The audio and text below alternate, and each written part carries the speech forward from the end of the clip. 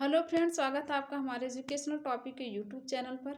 आज हम आपको बताएंगे सिनॉप्सिस बनाने का बहुत ही आसान तरीका। बहुत ही ज़्यादा परेशान होने की ज़रूरत नहीं है, कुछ भी परेशान होने की ज़रूरत नहीं है, क्योंकि पूर्वांचल यूनिवर्सिटी ने अभी हाल ही में अपनी डीआरसी डेट क्लियर कर दी है 24 दिसंबर को। तो बहुत सारे लोग जो है एप्लीकेशन फॉर्म जो भर के भेज दिए हैं सिनॉप्सिस के साथ भी, क्योंकि 1 दिसंबर से 15 दिसंबर के बीच में आपको अपने गाइड के पास अपना एप्लीकेशन फॉर्म भर के, अगर आपके पास सिनॉप्सिस है तो सिनॉप्सिस लगा के भेजना है, नहीं है तो कोई बात नहीं, डीआरसी के दिन लेके जाना है। पर आज मैं आपको बताऊंगी कि सिनॉप्सिस किस तरीके से तैयार किया जाए। जैसे मेरे पास अभी एक है ये प्रोफार्मा, ये है सिनॉप्सिस का प्रोफार्मा। सिनॉप्सिस बहुत ज़्यादा बड़ा नहीं होना चाहिए, कम से कम ये जैसे 10-12 पेज का है इतना ही होना चाहिए, इससे ज़्यादा नहीं होना चाहिए। और सबसे पहले अगर आपको अट्रैक्टिव सिनॉप्सिस बनाना है तो ये सबसे किनारे वाला जो है अंडरलाइनिंग बहुत बढ़िया से जो है करिएगा। उसके बाद आपके पास जो भी टॉपिक है, सबसे पहले सिनॉप्सिस बनाने के लिए आपके पास एक टॉपिक होना चाहिए जिस टॉपिक पर आप रिसर्च करने जा रहे हैं। तो उस टॉपिक का नाम यहाँ पर ऊपर लिखा जाएगा, और जिस भी यूनिवर्सिटी में आप पीएचडी करने जा रहे हैं उस यूनिवर्सिटी का लोगो यहाँ पर रहेगा, और जिस सत्र में आप पीएचडी करने जा रहे हैं उस सत्र का नाम यहाँ पर रहेगा। उसके बाद जिस भी विषय में आप पीएचडी की उपाधि प्राप्त करने जा रहे हैं उसको लिखना है। जैसे ये लिखा है, गृह विज्ञान में पीएचडी उपाधि हेतु शोध प्रबंध की संक्षिप्तिका। संक्षिप्तिका की जगह पे आप रूपरेखा भी लिख सकते हैं। उसके बाद यहाँ पे आएगा निर्देशिका, जो भी आपकी गाइड होंगी उनका नाम, अगर आपके पास गाइड हैं तो उनका नाम यहाँ पे नीचे लिखिएगा। अगर आपके पास कोई भी गाइड नहीं है तो कोई ज़रूरत नहीं है, यहाँ पे खाली छोड़ देना है। उसके बाद इधर अपना नाम लिखना है, अपना जो है, अगर आपने एंट्रेंस दिया है पीयूसीआरटी जैसी यूनिवर्सिटी पूर्वांचल यूनिवर्सिटी का है, अगर आपने एंट्रेंस दिया तो आपको यहाँ पे उसका रजिस्ट्रेशन नंबर लिखना है। अगर आप जो है किसी और के थ्रू जा रहे हैं, जैसे नेट जेआरएफ के थ्रू जा रहे हैं, तो आपको उसको यहाँ पे फिलअप करना है। उसके बाद इसके नीचे आपको जो है वो विभाग लिखना है जिस भी सब्जेक्ट में आप पीएचडी करने जा रहे हैं। जैसे यहाँ पर लिखा है गृह विज्ञान विभाग, अगर आप हिंदी से हैं तो आप यहाँ पे हिंदी विभाग लिखेंगे। उसके नीचे जस्ट लिखा जाएगा जो भी गाइड, अगर आपकी गाइड मिल गई है और जिसमें महाविद्यालय में अभी कार्यरत हैं तो उस महाविद्यालय का नाम लिखना है। अदरवाइज अगर आपने यहाँ पे गाइड का नाम नहीं लिखना है तो यहाँ पे आपको कॉलेज का नाम लिखने की ज़रूरत नहीं है, सीधे यूनिवर्सिटी का नाम लिखना है। तो इस तरीके से जो है हमारा सिनॉप्सिस तैयार होता है। तो चलिए अभी हम आप शुरू करते हैं कि सिनॉप्सिस तैयार करने का कुछ स्टेप होते हैं, उस स्टेप को हम जो है जल्दी से समझ लेते हैं। वीडियो को लास्ट तक ज़रूर देखिएगा क्योंकि आपके लिए बहुत ही ज़्यादा उपयोगी है। तो चलिए शुरू करते हैं।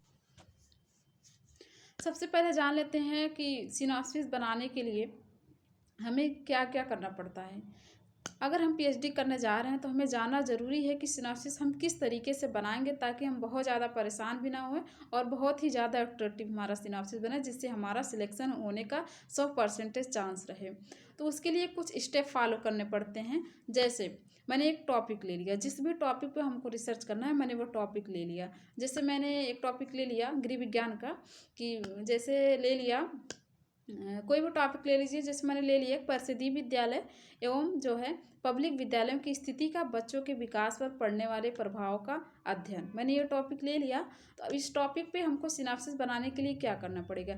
सबसे पहले हम जो भी टॉपिक लिए हैं उस टॉपिक का जो है क्या भूमिका है, हम उसका इंट्रोडक्शन देंगे। इंट्रोडक्शन या फिर प्रस्तावना जिसे हम कहते हैं, भूमिका हम जिसे कहते हैं, उसके बारे में हमको लिखना है कि मैंने जो टॉपिक लिए वो क्या है, उसके बारे में सबसे पहले हम लिखेंगे।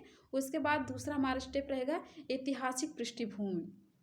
जैसे मैंने जो भी टॉपिक लिया है उस टॉपिक का ऐतिहासिक पृष्ठभूमि, हम थोड़ा सा पीछे जाएंगे, उसका ऐतिहासिक पृष्ठभूमि किस तरीके से था।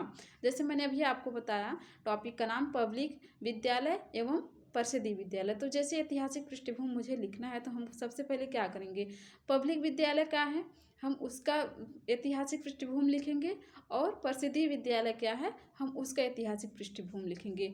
उसके बाद हमारा अगला स्टेप आता है शिक्षा का महत्व। शिक्षा का महत्व में हम जानेंगे कि जो भी मैंने टॉपिक लिया है उससे हमको क्या लाभ हैं। हम 2-4 उसके बारे में लिखेंगे, 2-4 लाभ कि हमको उससे क्या लाभ होगा। ठीक, उसके बाद हमारा आता है अगला स्टेप अध्ययन की आवश्यकता। ठीक है, जैसे मैंने जो भी टॉपिक ले लिया, अब उसकी क्या आवश्यकता है, क्यों हम उसी पर ही रिसर्च करना चाहते हैं। हम कोई और टॉपिक ले सकते थे लेकिन नहीं, हमको उसके बारे में लिखना है कि मैं क्यों जो है उस पर रिसर्च करना चाहती हूँ, तो उसके बारे में लिखना है। तो उसके बाद अगला स्टेप रहेगा हमारा अध्ययन का उद्देश्य। जो भी हम रिसर्च करने जा रहे हैं उसका कुछ एडजेक्टिव होगा, हम किस चीज़ पे जो है रिसर्च करेंगे। हमको ज़्यादा नहीं 5-6 एडजेक्टिव लिखने की ज़रूरत है, बहुत ज़्यादा नहीं लिखने की ज़रूरत है, लेकिन हाँ अगर है 7-8 आप लिख दीजिए, लेकिन 5-6 बहुत ज़्यादा होता है। तो हमको कुछ एडजेक्टिव लिखना है उसके बारे में, तो वो लिखेंगे। उसके बाद हमारा रहेगा अध्ययन की परिकल्पना। जो भी मैंने रिसर्च लिया है, जो भी मैं उस पर रिसर्च कर रही हूँ, जो भी मैंने उस पर डेटा लिया है, उसका जैसे मेरे पास समस्या है परिषदीय विद्यालय एवं जो है पब्लिक विद्यालय, तो उसका जो है लास्ट रिजल्ट क्या निकलेगा, हम क्या उस पर रिसर्च करेंगे, उसका एक परिकल्पना बनाएंगे। ठीक, उसके बारे में कुछ सोचेंगे। परिकल्पना का मतलब होता है मतलब संभावित रिजल्ट पर पहुंचना। तो हम एक परिकल्पना जो है करेंगे। उसके बाद हमारा अध्ययन की सीमाएं, उसके बाद हमारा नेक्स्ट है अध्ययन की सीमाएं। जो भी मैंने रिसर्च का टॉपिक लिया है, उस रिसर्च टॉपिक पे हम जब रिसर्च करने जाएंगे, हमको डेटा लेना पड़ेगा। तो वो मेरा जो है रिसर्च का जो डेटा लेंगे वो किस एरिया के अंतर्गत का रहेगा। जैसे मुझे लेना है पब्लिक विद्यालय का और उसका परिषदीय विद्यालय का डेटा लेना है हमको। ठीक, तो मैं क्या करूँगी, जैसे मैंने ले लिया कोई भी ज़िला ले लेते हैं, जैसे मैंने सुल्तानपुर ले लिया। ठीक, अब सुल्तानपुर के अंतर्गत भाई तो बहुत ज़्यादा पब्लिक विद्यालय हैं और बहुत ज़्यादा परिषदीय विद्यालय भी हैं। तो ये चीज़ होता है सैम्पलिंग ना, तो सैम्पलिंग होता है। तो हम क्या करेंगे, कुछ विद्यालय को जो है हम जो है चूज कर लेंगे कि हम इतने ही विद्यालय का जो है डेटा लेंगे और जो है इससे जो है हमारा निष्कर्ष निकल आएगा।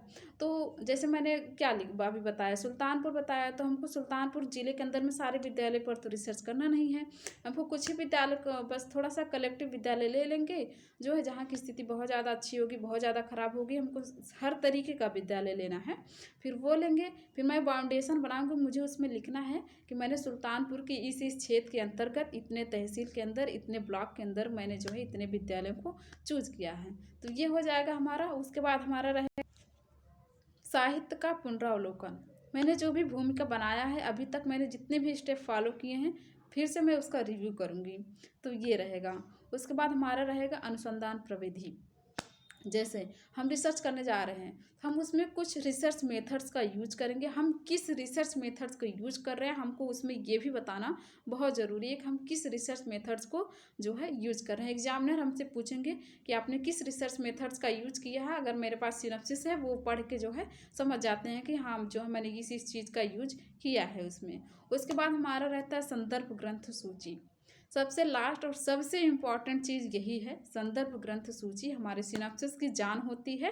सबसे पहले तो हमको ये ध्यान रखना है, जो जिस भी टॉपिक पे हम रिसर्च कर रहे हैं, उस टॉपिक पे हम जहाँ से डेटा ले रहे हैं, उस डेटा को ऑथेंटिक रूप से जो है डेटा हमको कहाँ से लिया है उसको हमको मतलब बताना है कि हम कहाँ से डेटा लिए हैं। ठीक, जैसे मैंने कहीं बुक से ले लिया, मैंने कोई जनरल से ले ली, मैगजीन से ले ली, किसी साइट से जाके ले लिए, किसी एजुकेशन साइट से जाके बढ़िया सा मैंने डेटा ले लिया उस टॉपिक से संबंधित अपने प्रॉब्लम्स के। ठीक, उसके बाद हमको उसको लिखना है। अगर मैंने कहीं से डेटा लिया है, जैसे जैसे मैंने लिया है बच्चों के बारे में कोई डेटा लिया है, मैंने किस बुक से लिया है, उस बुक का नाम और उस बुक के राइटर का नाम। ठीक, राइटर के नाम के बाद जिस पेज पे उसके बारे में लिखा गया है हमको वो भी देखना है, और उस पेज का नाम भी जो है अपने संदर्भ ग्रंथ सूची में लिखना है। तो इस तरीके से हमारा संदर्भ जो है ग्रंथ सूची जो है अगर तैयार हो गया तो हमारा सिनॉप्सिस तैयार हो जाता है। सब कुछ हमारा बढ़िया एकदम अच्छे से हो जाएगा। बस जितने स्टेप मैंने बताया है ये सब अच्छे से फॉलो करिएगा, बहुत ज़्यादा परेशान होने की ज़रूरत नहीं है। जो है 8-10 पेज में जो है अपना बढ़िया सिनॉप्सिस बना लीजिए। उसके बाद जिस दिन आपकी टीआरसी रहेगी उस दिन आप जो है उसको लेके जाइए, और कोई डरने की ज़रूरत नहीं है कि बहुत ज़्यादा अच्छा ही हो। जैसे निबंध होता है उसी तरीके का हमारा सिनॉप्सिस होता है। बिल्कुल भी घबराने की ज़रूरत नहीं है कि मैंने अच्छा बनाया बेकार बनाया, लेकिन हाँ उससे मिलता जुलता हुआ चीज़ें हों तो कोई बात नहीं। फिर जो है आप लोग जाइए आराम से अपना जो है इंटरव्यू क्लियर करिए और जो है पीएचडी में एडमिशन लीजिए। धन्यवाद।